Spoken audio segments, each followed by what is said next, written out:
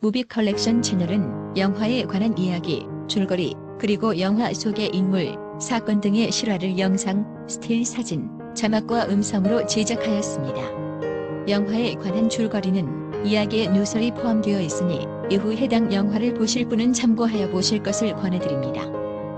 보신 후 즐겁게 보셨거나 도움이 되신 분은 구독과 좋아요를 부탁합니다. 감사합니다. 헤디 라마르. 헤디 라마는 오스트리아 출신의 미국 배우이자 발명가이다. 그녀는 할리우드에서 활동한 여성 배우로 대중에게는 섹스 심벌로 더 알려져 있지만 발명가로서 CDMA 기술의 최초 개발자로 역사에 큰 족적을 남긴 발명가이기도 하다. 본명은 독일어로 헤드빌 에바 마리아 키슬러이다.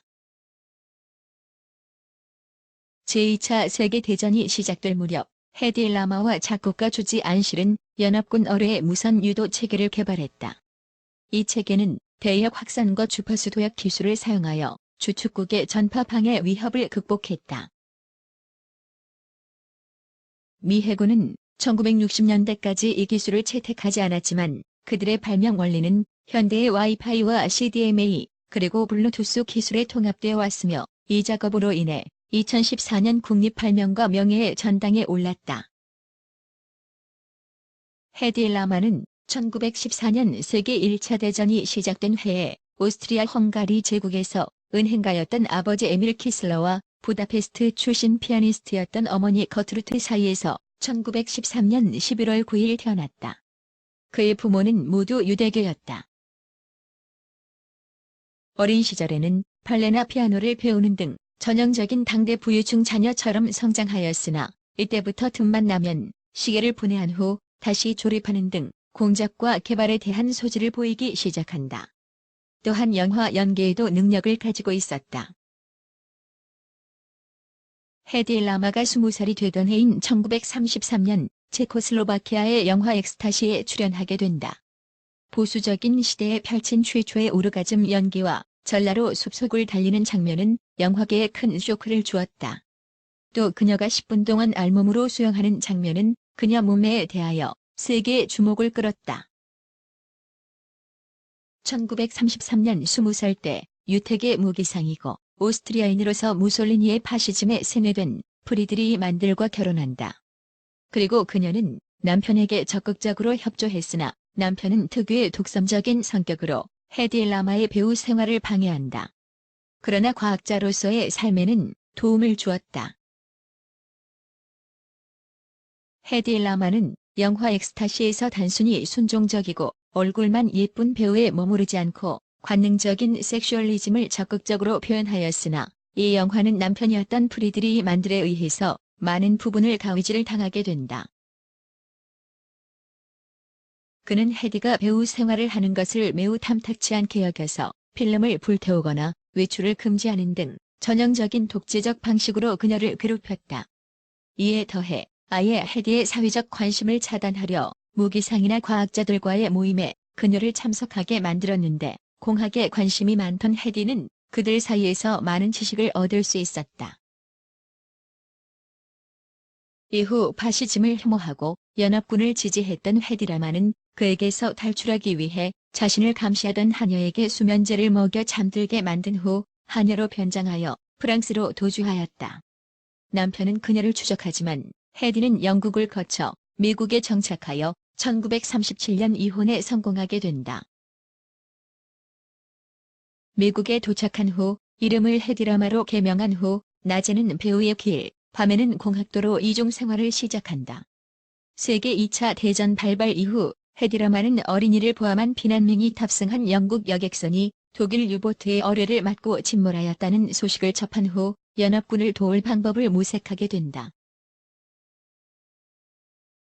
헤디 라마가 관심을 보인 것은 무선 조종이 필요한 어뢰 개발 분야였고 그는 이를 탐구하는 과정에서 무선 조종에는 반드시 보안이 필요하다는 걸 인식하였다.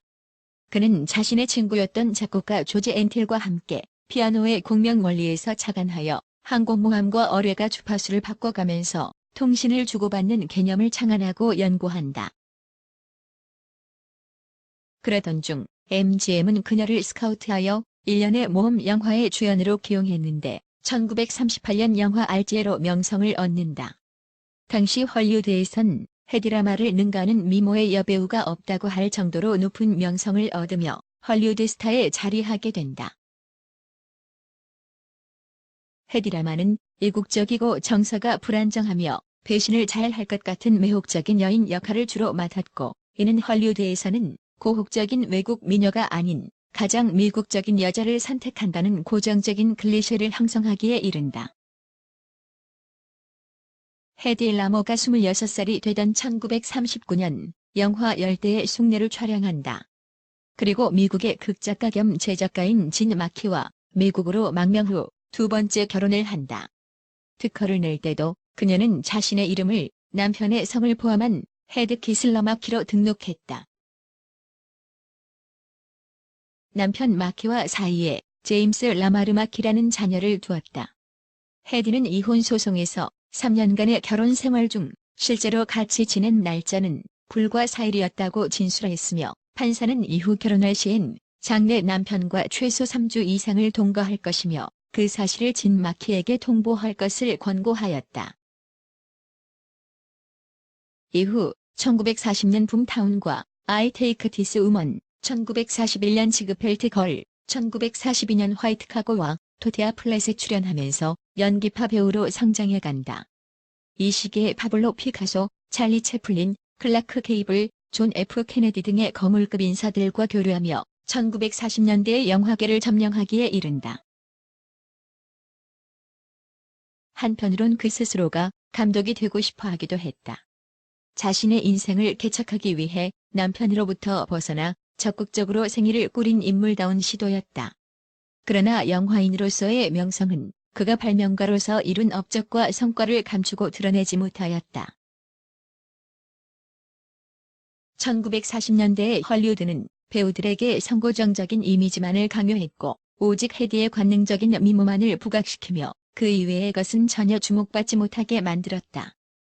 헤디 라마도 살아생전 이런 사회적 시선에 불만을 토로했다.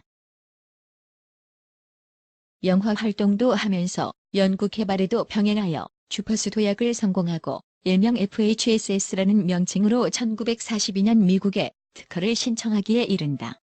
그러나 연합군의적인 오스트리아 출신이라는 이유로 특허 자격은 몰수당하고 말았다. 이후 헤디라마는 이 기술을 미국 해군에 기증했으나 군에서도 역시 효용성의 문제를 들어 반려하였다.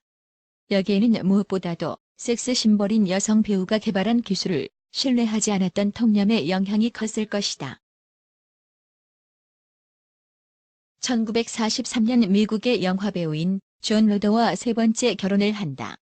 존 로더와 사이에 안소니 로더와 데니스 로더 두 자녀를 두었으며, 두 번째 남편인 진 마키와의 자녀 제임스 마키도 입적하여 제임스 라마르 로더로 이름을 바꾸었다.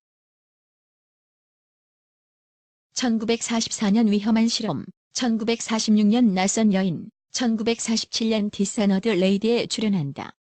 그리고 1947년 남편 존 로더와 이혼하고 스위스의 악단 지휘자 겸 사업가로 나이트클럽과 식당을 운영하는 어니스트 테드 슈타우퍼와 다시 결혼한다.